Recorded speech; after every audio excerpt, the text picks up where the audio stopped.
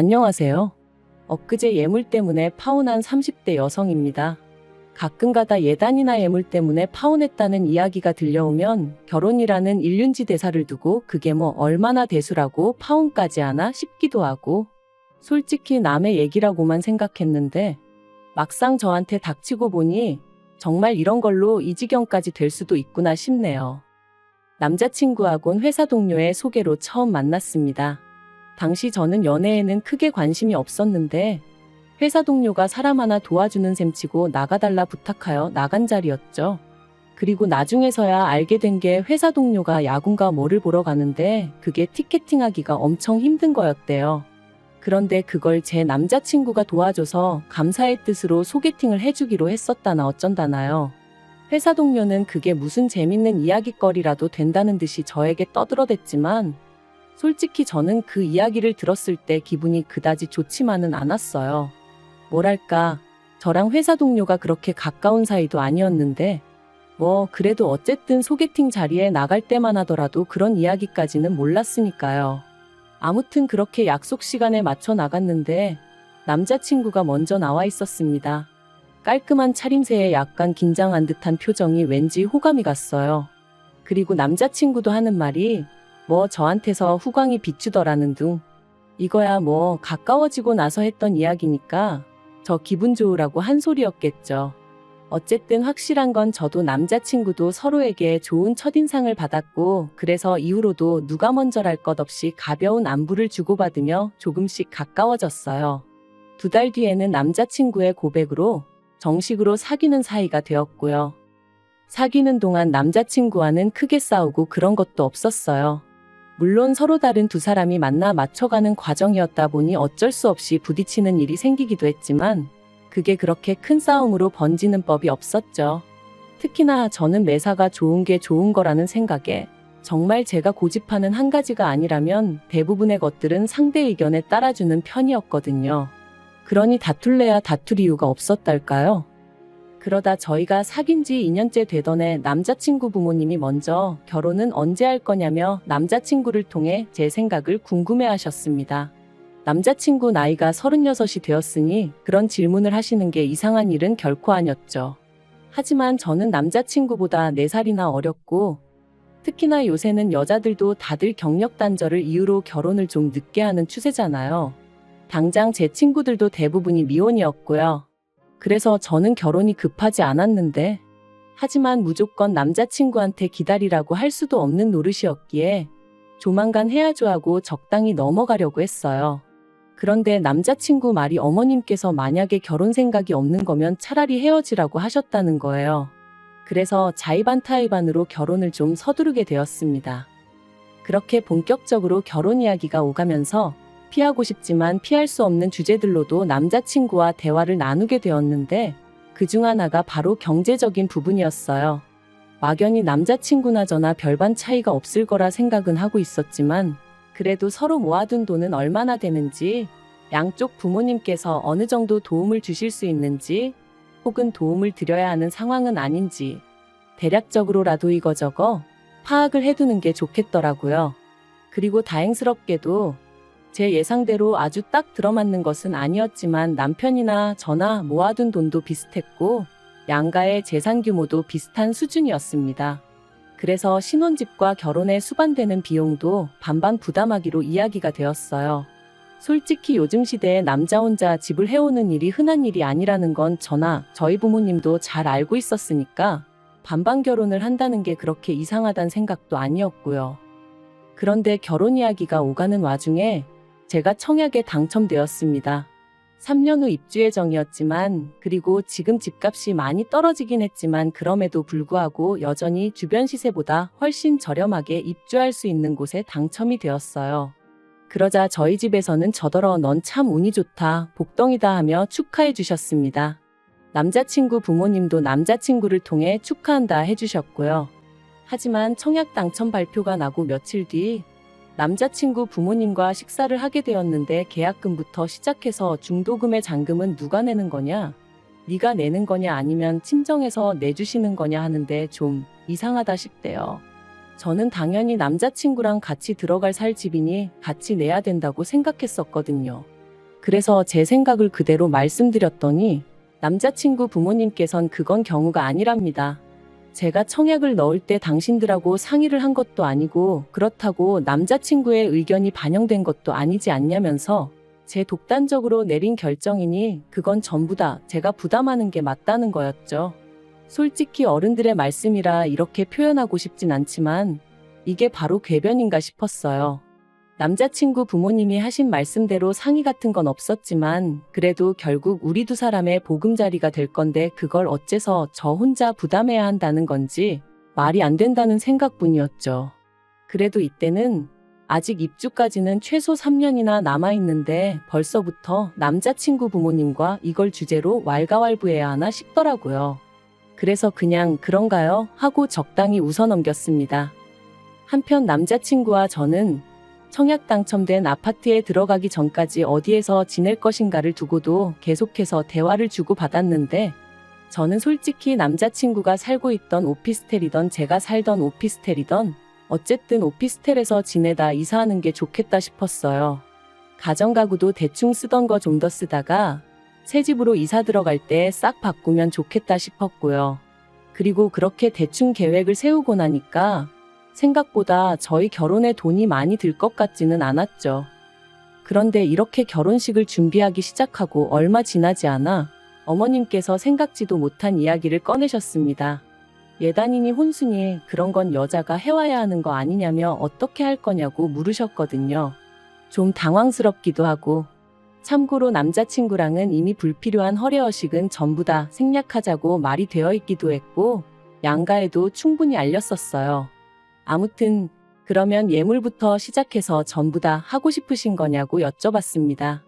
그랬더니 그런 건 생략하고 예단하고 혼수만 하면 되지 않냐고 하시길래 제가 웃으면서 혼수는 집을 해오는 사람이 없으니 반반하기로 했었고 그러면 예물도 해주셔야 하는 거 아니냐니까. 저더러 너 그걸 꼭 받아야겠니? 하시는 거예요.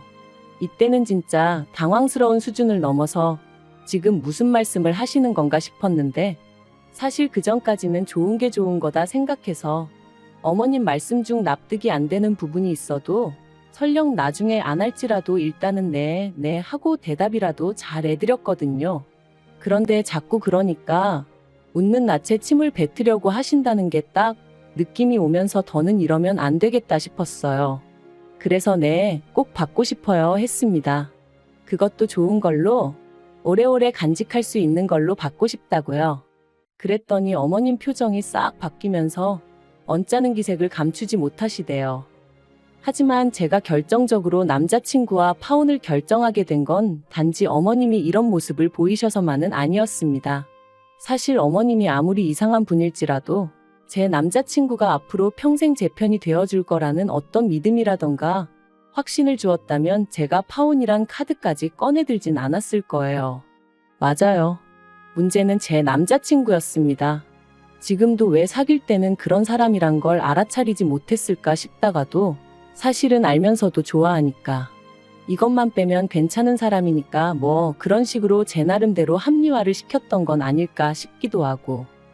예단이니 뭐니 결국 어머님께선 저희 뜻대로 하라고 한 발 물러나셨어요. 하지만 이미 저희 부모님도 상황을 어느 정도 아시게 되면서 특히나 이번엔 저희 어머니가 영 찜찜해 하셨습니다.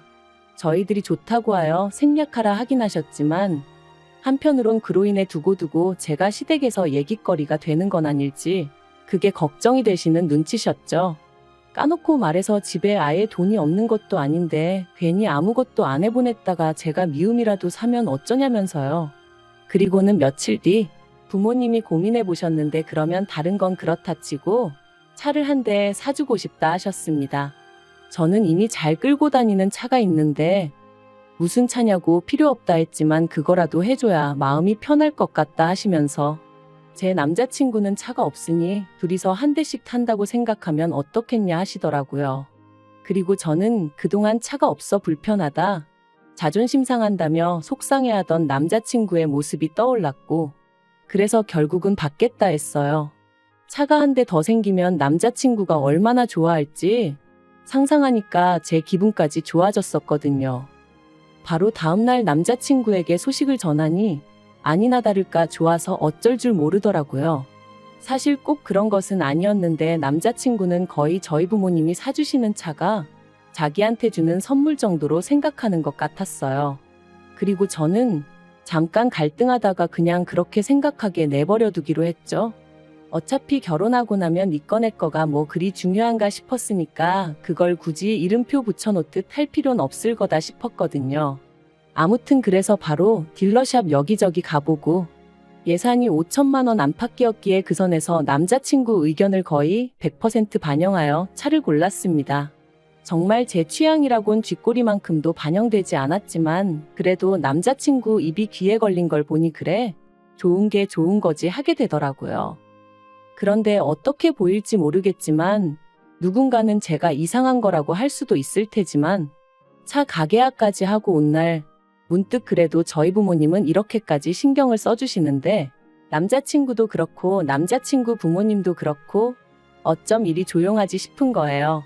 솔직히 뭐 양복 한 벌 해주고 이러는 수준이 아닌데 이 이야기가 남자친구 부모님 귀에 안 들어갔을 리가 없는데 싶은 게, 그래도 처음엔 서운한 마음을 감추고 무슨 이야기가 나오겠거니 하고 기다렸어요. 그런데 하루하루 시간이 가고 어느덧 청첩장까지 나왔는데도 정말 저 뭐 필요한 거 없냐고 묻는 사람은 저희 부모님하고 제 친구들밖에 없었습니다. 그러니까 하루는 갑자기 너무 서럽기도 하고 속도 상하고, 그래서 자존심을 내려놓고 남자친구에게 나도 뭐 하나 받고 싶다고 했어요. 그랬더니 남자친구가 뭐가 필요하냐면서 화장품? 이러고 묻는데 짜증이 확 나는 거예요. 남자친구 입장에선 어쨌든 저희 부모님이 차를 해줬다고 생각하고 있었으면서 저한텐 기껏 물어보는 게 화장품이냐니. 그래서 아니, 나도 결혼 선물 받고 싶다고 그랬습니다.